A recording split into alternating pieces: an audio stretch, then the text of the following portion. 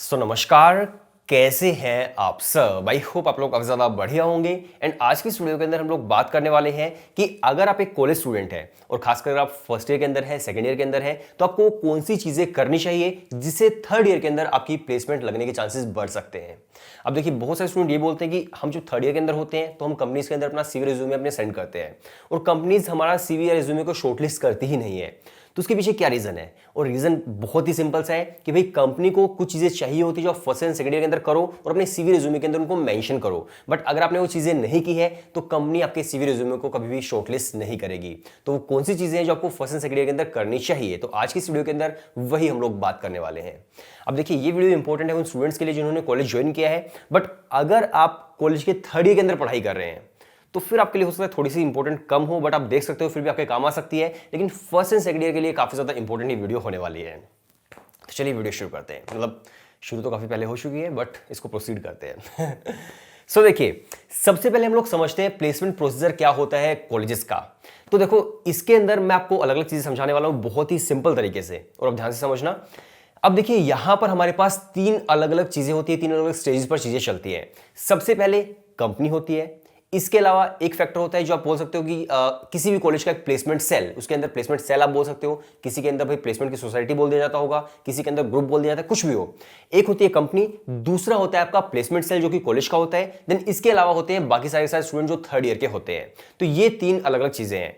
अब जो कंपनी होती है, अगर मान लीजिए उसे किसी भी कॉलेज से, उसका मन है भाई कंपनी को कि मुझे तो भाई हंसराज कॉलेज से प्लेसमेंट चाहिए, स्टूडेंट्स हायर करने हैं, तो कंपनी क्या करेगी, जो हंसराज कॉलेज का प्लेसमेंट सेल होगा उसको वो लोग इन्फॉर्म करेंगे और बताएंगे हमारी रिक्वायरमेंट क्या क्या है कि भाई हमें जो स्टूडेंट है वो किन कोर्सेज के चाहिए, वो अपने कोर्सेज जो रिक्वायर्ड होंगे वो मेंशन कर देंगे।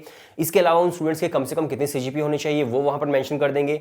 किस जॉब के लिए हम स्टूडेंट्स को हायर करना चाहते हैं, क्या प्रोफाइल होने वाली है, क्या काम होने वाला है, कितनी सैलरी एक्सपेक्टेड हो सकती है, वो सारी जो चीजें हैं वो इन्फॉर्म कर देंगे प्लेसमेंट सेल को।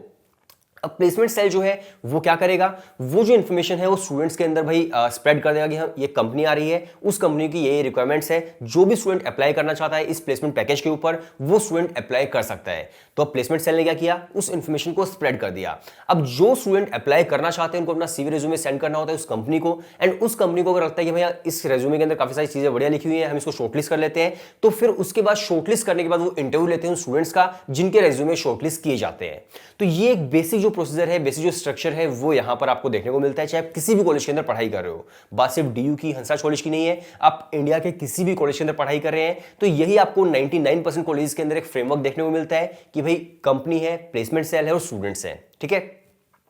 और जो स्टूडेंट होते हैं जो इंटरव्यू देते हैं वो सिर्फ और सिर्फ थर्ड ईयर के स्टूडेंट्स ही होते हैं। ऐसा नहीं है कि भाई आप फर्स्ट ईयर के अंदर इंटरव्यू देकर बैठ जाते हो या फिर आप सेकंड ईयर के अंदर इंटरव्यू देते हो, ऐसा बिल्कुल नहीं है। सिर्फ और सिर्फ थर्ड ईयर के स्टूडेंट्स इंटरव्यू देते हैं और अपने थर्ड ईयर कंप्लीट होने से लगभग 3-4 महीने पहले, और जब उनका इंटरव्यू में मान लीजिए सिलेक्शन हो जाता है तो जब उनकी ग्रेजुएशन कंप्लीट होती है उसके बाद उनकी जो जॉब है वो वहां पर लग जाती है। और एक सवाल जो बिल्कुल कॉमन सा सवाल था 3 इडियट मूवी के अंदर कि क्या कंपनी में सिलेक्शन होने के बाद अगर हम फेल हो जाते हैं थर्ड ईयर के अंदर तो क्या हमें कंपनी रखेगी या फिर नहीं रखेगी? 3 इडियट के अंदर, राइट? तो कंपनी नहीं रखेगी। एनीवे, चलिए बात करते हैं भाई कि आपको क्या क्या चीजें करनी है अपने सीवी रिज्यूमे को बढ़िया बनाने के लिए। आपने जो देखो प्रोसीजर जो है वो बहुत ही क्लियर तरीके से भी समझ लिया है फिलहाल कि भाई क्या प्रोसीजर होता है। सो देखिए, अब आपको फर्स्ट एंड सेकंड ईयर के अंदर क्या क्या चीजें करनी है। सबसे पहली चीज, आप इंटर्नशिप्स ढूंढने की कोशिश करो।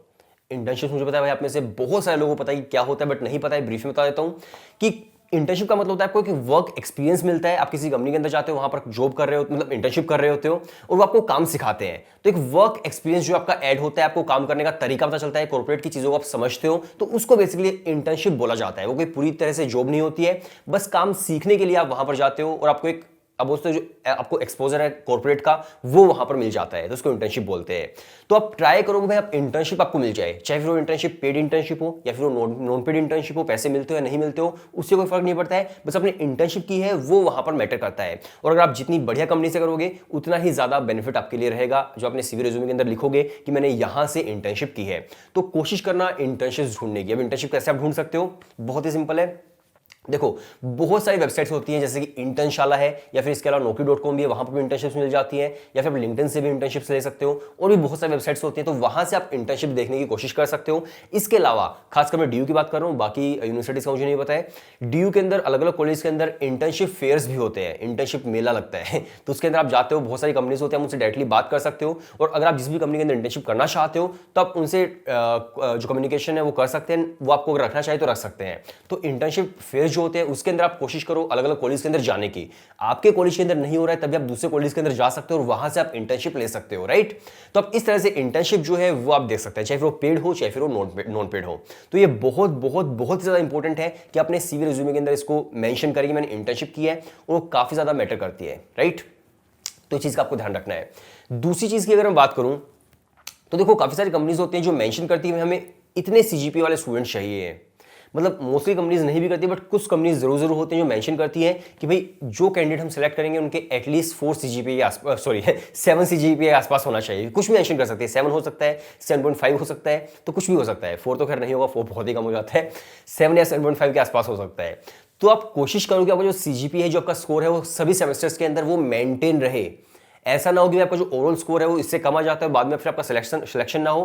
तो इसलिए आपको जो अपना सीजीपीए मेंटेन करना पड़ेगा, और उसके लिए क्या करना पड़ेगा, उसके लिए आपको पढ़ाई करनी पड़ेगी अपने कंटिन्यूअसली, राइट। फर्स्ट सेमेस्टर के अंदर, सेकंड सेमेस्टर के अंदर, थर्ड सेमेस्टर के अंदर। तो वो भी काफी ज्यादा मैटर करता है। ऐसा नहीं कि आप पढ़ाई के अंदर भाई बिल्कुल फेल होते जा रहे हो, आप इंटर्नशिप पे पूरा जोर दिया हुआ है तो इंटर्नशिप के बेसिस पर आपको जॉब मिल जाएगी, पढ़ाई आप कर ही नहीं रहे हो, ऐसा नहीं होगा। पढ़ाई को भी आपको भाई मेंटेन करके चलना पड़ेगा, ये काफी ज्यादा इंपॉर्टेंट है। इसके अलावा अगर मैं बात करूं तो फिर देखो, आपको फर्स्ट एंड सेकंड ईयर के अंदर आपको फिर अपनी जो सॉफ्ट स्किल्स है उस पर भी काफी ज्यादा काम करना होता है। सॉफ्ट स्किल का क्या मतलब होता है, जैसे कम्युनिकेशन आपकी स्किल्स हो गई, लीडरशिप क्वालिटीज हो गई, राइट। तो इससे जो चीजें होती हैं वो आपको काफी ज्यादा सही करनी पड़ती है भाई, राइट। तो आपको करना पड़ेगा। इसके अलावा देखिए, जैसे कि मान लीजिए कोई टेक स्किल है, जैसे कि आप एक्सेल सीख रहे हो या फिर आप पावर बीआई सीख रहे हो, जो कंपनीज को काफी ज्यादा रिक्वायरमेंट होती है, तो अगर आप वो सॉफ्टवेयर भी सीख लेते हो तो वो भी काफी ज्यादा काम आते हैं। सॉफ्ट स्किल्स हो गई प्लस आपकी जो टेक स्किल्स होती है, अगर आप थोड़ा बहुत इंप्रूव करते चलते हो तो काफी ज्यादा काम आने वाली चीजें आपकी ये हो जाती है। एंड नो डाउट यार, कम्युनिकेशन स्किल्स तो सच में बहुत ज्यादा इंपॉर्टेंट है। जब भी आप किसी इंटरव्यू के अंदर बैठते हो, अगर कम्युनिकेशन स्किल्स ही आपके पास नहीं है तो भाई समझो कुछ भी नहीं है। आपने पढ़ाई बहुत ज्यादा कर लिया बट आप एक्सप्रेस ही नहीं कर पा रहे अपने आप को, वो कुछ सवाल पूछा आप जवाब ही नहीं दे पा रहे हो, बट जवाब आपके पास है बट आप दे नहीं पा रहे हो, कम्युनिकेशन स्किल्स आपकी बेटर नहीं है, तो डेफिनेटली आपको उनकी जरूरत पड़ने वाली है। तो कम्युनिकेशन स्किल जो है वो सच में काफी बड़ा जो रोल प्ले है वो करती है। इसके अलावा अगर मैं बात करूं तो एक और इंपॉर्टेंट फैक्टर है, और वो है आप कॉलेज सोसाइटीज को ज्वाइन कर सकते हैं। अब मान लीजिए आप किसी भी कॉलेज के अंदर पढ़ाई करते हो, वहां पर बहुत सारे ग्रुप्स होते हैं, बहुत सारी सोसाइटीज होती हैं, डांसिंग की है, सिंगिंग की है, या फिर आप बोल सकते हो कि जैसे ड्रामेटिक्स की हो गई, या फिर डिबेटिंग की हो गई, पोएट्री की हो गई, जिस भी चीज के अंदर आपका इंटरेस्ट है वहां पर आपको कॉलेज के अंदर सोसाइटी मिल जाती है। तो अगर आप उन सोसाइटीज को ज्वाइन करते हो तो आपका जो वो एक्सपीरियंस होगा वो भी आप अपने सीवी रिज्यूमे के अंदर मेंशन कर सकते हो। मैं एनसीसी के अंदर था, मैं एनएसएस के अंदर था, या फिर मैं इन सोसाइटीज का एक पार्ट था, वो आप मेंशन कर सकते हो। इसके साथ साथ अगर आपको उन सोसाइटीज के अंदर आगे चलकर कोई पोजीशन मिलती है, मान लीजिए आपको भाई उन सोसाइटीज का वाइस प्रेसिडेंट बना दिया जाता है या प्रेसिडेंट बना दिया जाता है, तो वो काफी ज्यादा मैटर करता है कि भाई आप इस सोसाइटी के प्रेसिडेंट थे तो आपको एक लीडरशिप क्वालिटी जो है वो आपके अंदर थी, तो इंटरव्यू के सामने ये एक प्रेजेंट होता है। तो अगर आप किसी सोसाइटी के अंदर किसी पोजीशन पे हो तो बहुत ज्यादा मैटर करेगा।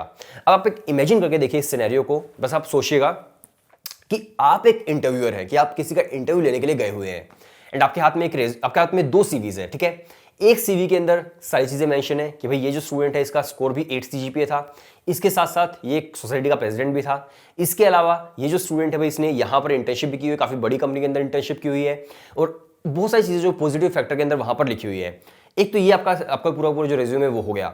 दूसरा एक रेज्यूमे एक स्टूडेंट का है जिसके अंदर भाई ना तो किसी सोसाइटी के अंदर है, ना ही वो कम्युनिकेट बढ़िया तरीके से कर पा रहा है सामने बैठ करके, ना ही फिर उसका सीजीपीए जो वो बढ़िया आ पा रहा है, ना ही उसने कहीं इंटर्नशिप की है। तो आपका जो इंप्रेशन है वो किस पर ज्यादा बढ़िया पड़ेगा, आप खुद सोच के बताइए। डेफिनेटली आपका उसी पर बढ़िया पड़ने वाला है जिसने सब चीजें की हुई है। या फिर मैं आपको एक सिनेरियो और देता हूं कि भाई एक रेज्यूमे जिसके अंदर भाई पढ़ाई तो बढ़िया है, बाकी सभी एक्टिविटीज जो उसके अंदर बिल्कुल ही जीरो है। दूसरा स्टूडेंट ऐसा है जो पढ़ाई के अंदर बिल्कुल परफेक्ट नहीं है, मतलब बिल्कुल परफेक्ट का मतलब है कि मान लीजिए 10 सीजीपीए नहीं आ रहा है बट उससे थोड़ा सा कम है, राइट, लेकिन बाकी एक्टिविटीज के अंदर भी वो बहुत ज्यादा इन्वॉल्व है।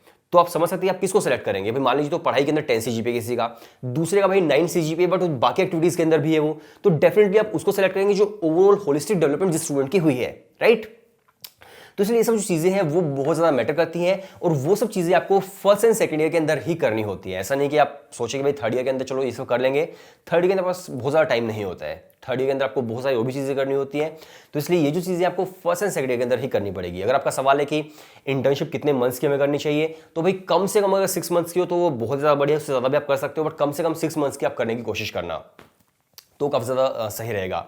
इसके अलावा देखिए बहुत सारे स्टूडेंट जो फ्रीलांसिंग भी करते हैं अपने कॉलेज लाइफ के अंदर, कोई वीडियो एडिटिंग कर पा रहा है, कोई फोटोग्राफी कर पा रहा है, या फिर कोई किसी कंपनी को किसी और तरह से अपनी सर्विसेज प्रोवाइड कर पा रहा है। तो अगर आप फ्रीलांसिंग भी करते हो तो वो भी आप अपने सीवी रिज्यूमे के अंदर मेंशन कर सकते हो, मैं फ्रीलांसिंग करता हूँ, मैं इस काम के अंदर बढ़िया हूँ, ये काम मैंने इन कंपनीज के लिए किया हुआ है। तो वो भी काफ़ी ज़्यादा काम आता है आपके जो प्लेसमेंट के इंटरव्यू के अंदर, राइट। तो ये सब चीज़ें आप कर सकते हैं अपने फर्स्ट एंड सेकंड ईयर के अंदर। आई होप आपको काफ़ी सारी चीज़ें समझ आ गई हैं, और आप एक कॉलेज स्टूडेंट है तो भाई ज़रूर करना, ठीक है। और यही था आज की इस वीडियो के अंदर। आई गेस आपके लिए वीडियो हेल्पफुल रही होगी, और इसी तरह से हम लोग और भी वीडियोस लेकर के आते रहेंगे। अगर आपको वीडियो सही लगी है तो चैनल को सब्सक्राइब कीजिएगा, बेल आइकन को प्रेस कीजिएगा, और अच्छी वीडियोस में बनाने की कोशिश करता रहूँगा आप सभी लोगों के लिए, जिसके अंदर एक रिच कंटेंट हो, राइट। सो मिलते हैं नेक्स्ट वीडियो के अंदर, तब तक के लिए बाय बाय एंड टाटा।